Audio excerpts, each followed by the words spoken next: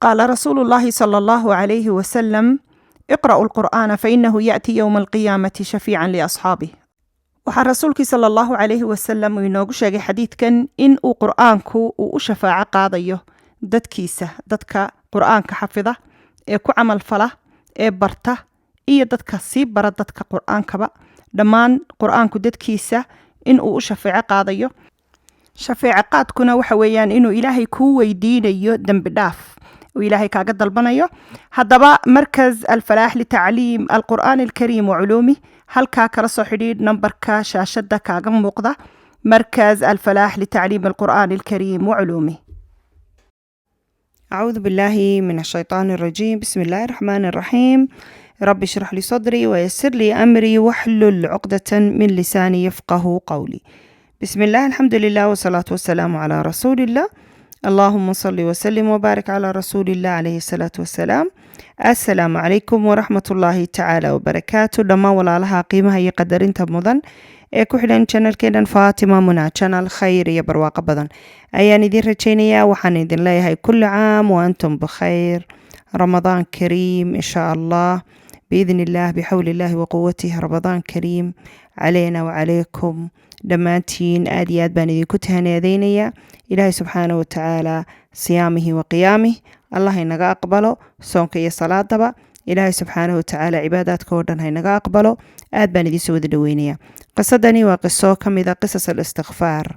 قصص الاستغفار أو قصص كادتكي أي لكل من إلهي دنبداف بدن ويديستي نمعوينكي قبوغي نحريستي وناقي أي لكل من أرزاقدي أي لكل من dadkii dembi dhaaf badan ilaahay weydiistay. astaqfirullah waa erey carbeed oo micnihiisu yahay ilaahayow ii dembi dhaaf. marka mar walba markaad ilaahay dembi dhaaf weydiisatid, ilaahay subxaanahu watacaala naciimka adduunyada iyo ka aakhiradaba wuu ku siinayaa bixawlillaahi wa quwatih. haddaba qisada tani waxay ku dhacday nin reer imaaraat ah, reer Dubay ah.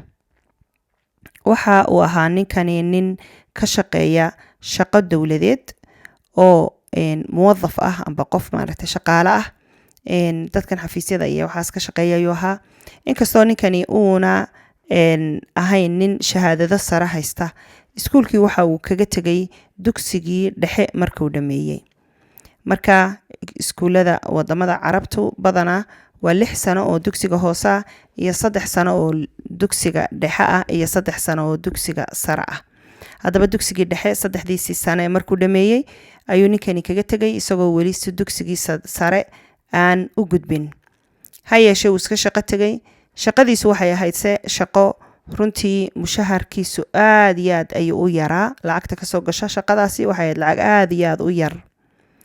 haddana isaga oo lacagtaasi ay ku yar tahay oo masaariifta iyo nolosha waxyaabaha qofku u baahan yahay ay badan tahay, xaasna wuu lahaa, kharashkiisa iyo kharashka reerkiisa calashaan kumay fillayn mushaharka meesha uga soo baxa. waxaanu ahaa nin tacliintiisuba ha hooseyse aad iyo aad u maskax badan oo qof dhaki ah amba smart ah amba aad iyo aad fariid waa maskaxiyan xagga maskaxda maaragtay fariid ah ayuu ahaa amba maskax badan ayuu ahaa. haddaba ninkani waxa uu yidhi markii nolosha cidhiidhi ku noqotay ee mushaharkii aad iyo aad ugu yaraaday, waxaan laasimay istikfaarka.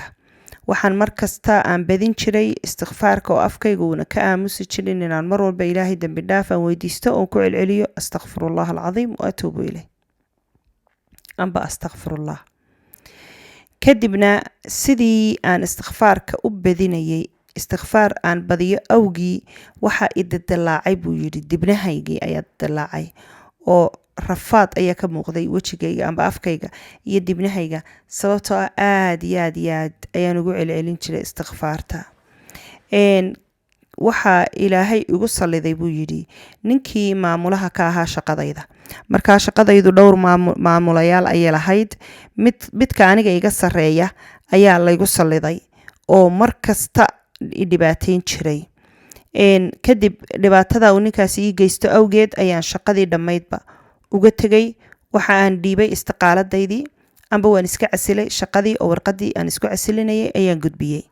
ha yeeshee ninkaasi aniga iga sarreeyey waxaa dhacday nin kale oo maamulo ah oo isaga kasii sarreeyaa maamulihii isaga kasii sarreeyey muu rabin inaan shaqada ka tago waayo waxa uu ogaa inaan ahay nin shaqadiisa ku fiican oo aad u maskax fiican laakiin igamay joojinin in uu igu yidhaahdo maaragtay ma rabna inaad shaqada ka tagtid maamulihii iga sarreeyey sababtoo maamulihii isaga ka hooseeyey aniga markasta ila shaqaynayay aanu shaqada mar walba xidhiirka kulahayn ayaa i dhibaataynaya taasi waxay igu kaliftay markaa inaan hadalka maamulihii sare aan diido oo aan shaqadii sidaa iskaga casilo oon iskaga tago waxaan noqday qof bilaa camala waxalayaal waxaan qabtaa ma jirto xadiiqada amba beeraha jardiinooyinka lagu dalxiiso amba lagu maaragtay hawada lagu soo bedeshtay dadku maaragtay ay u baxaan ayaan anigii xaaskaygu iska fadhiisan jirnay xaaskayga sidaas ma isaga soo horjeedi jirnay waxalayaal waxaan qabtaa malah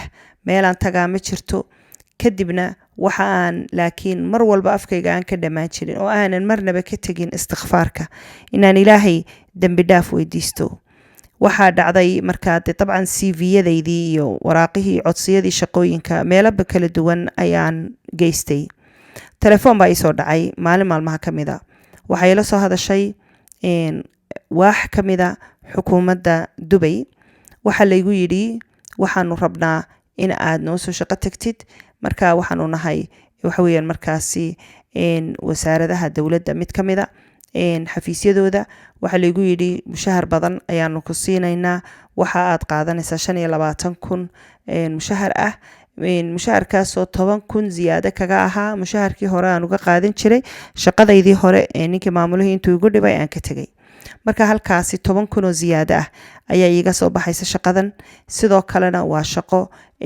aad iyo aad u fiican iyada oo weliba tacliintaydii weli hooseyso oo shahaadadihii dugsigii sare aanan haysanin iyo jaamacad toona oo kaliya dugsi dhexe aan haysto haddana shaqadaasi wanaagsan ayaan helay kadibna waxaa shaqadaasi ay noqotay in aan helo mansibka nin maamula oo mudiirka ah qayb ka mid ah qaybaha waaxdaasi xukuumadeed amba dowladeed amba wasaaradeed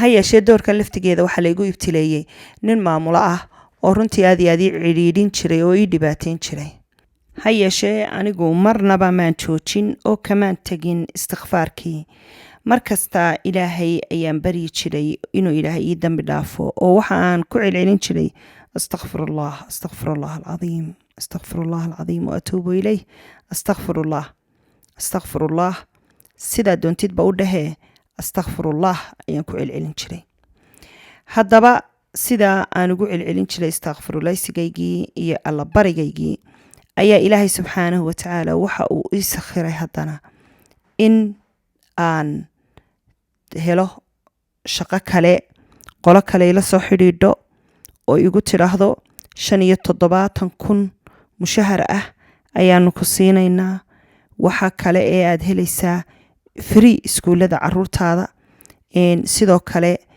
waxa loo yaqaano at-ta'miin as-saxi oo ah marka insurance-ka xagga caafimaadka in aanu anagu ku siinayno oo bilaasha oo dhakhtar kasta oo caruurtaada iyo naftaada iyo maaragtay familygaaga aad ka daweysid bilaashu ku yahay waxa aan subxaanahu watacaala uu ii sakhiray mar walba shaqooyinka kala duwan inaan shaqo helo shaqadii haddana shaqo kasii lacag badan ilaahay iigu bedelo marna walbana sabab iiga dhigo nin i dhibaateeya oo isaga awgii aan shaqada uga tago laakiin wacasa an takrahu shayan wahuwa khayrun lakum ninkaasi khayr buu mar walba ii noqdaa sababtoo ah hadduuna i dhibaateyn lahayn shaqada waan kusii jiri lahaa laakiin markuu i dhibaateeya ayaan shaqada ka tagaa shaqo kasii fiican baa ilaahay i siiyaa ilaahayna waxa uu igu siinayaa waa istighfaarulaysigaas astaghfirullah dambi dhaafkaas weeyaan aan ilaahay dambi dhaafayo maaragtay ilaahay yani aan ka codsanayo cafwan aan ka codsanayo inuu ilaahay ii dambi dhaafo ayuu ilaahay subxaanahu watacaala uu igu siinayaa mar walbana ilaahay ballanqaadkiisii waa xaq acuudu billahi min ashaytaani الرجيم وقلت استغفروا ربكم إنه كان غفارا يرسل السماء عليكم مدرارا ويمددكم بأموال وبنين ويجعل لكم جنات ويجعل لكم أنهارا.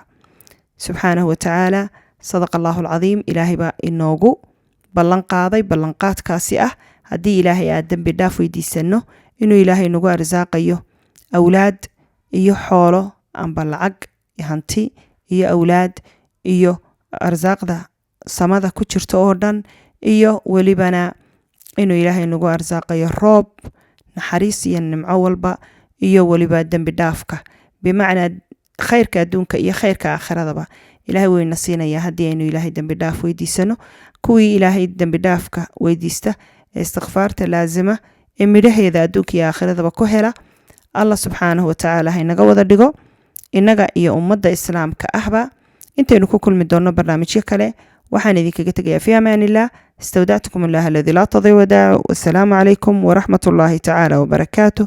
سبحانك اللهم ربنا وبحمدك أشهد أن لا إله إلا أنت أستغفرك وأتوب إليك. قال رسول الله صلى الله عليه وسلم: اقرأوا القرآن فإنه يأتي يوم القيامة شفيعا لأصحابه. waxaa rasuulkii sala allahu calayhi wasalam uu inoogu sheegay xadiidkan in uu qur'aanku uu u shafaaco qaadayo dadkiisa, dadka qur'aanka xafida ee ku camal fala ee barta iyo dadka sii bara dadka qur'aankaba dhammaan qur'aanku dadkiisa in uu u shafaaco qaadayo. shafaaco qaadkuna waxa weeyaan inuu ilaahay kuu weydiinayo dembi dhaaf وإلهي كاقد dalbanayo. haddaba markaz alfalaax litacliim alqur'aan alkariim waculuumih halkaa kala soo xidhiidh nambarka shaashada kaaga muuqda. markaz alfalaax litacliim alqur'aan alkariim waculuumih.